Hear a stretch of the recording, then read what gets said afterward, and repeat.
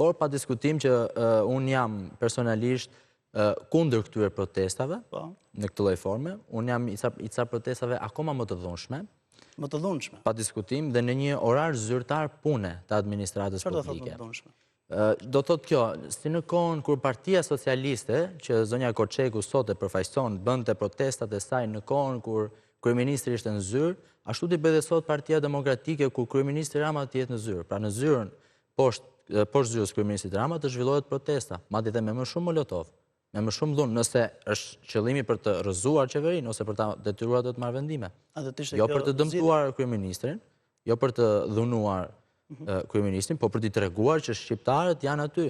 Dhe jo në orare jo zyrtare, ora 5 apo ora 7 mbasdite.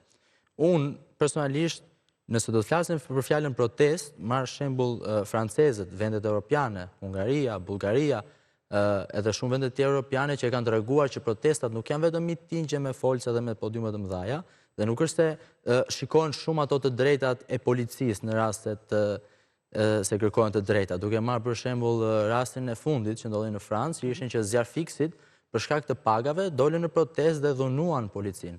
E dhunuan me të drejtën e tyre për të kërkuar gjithashtu të drejtë.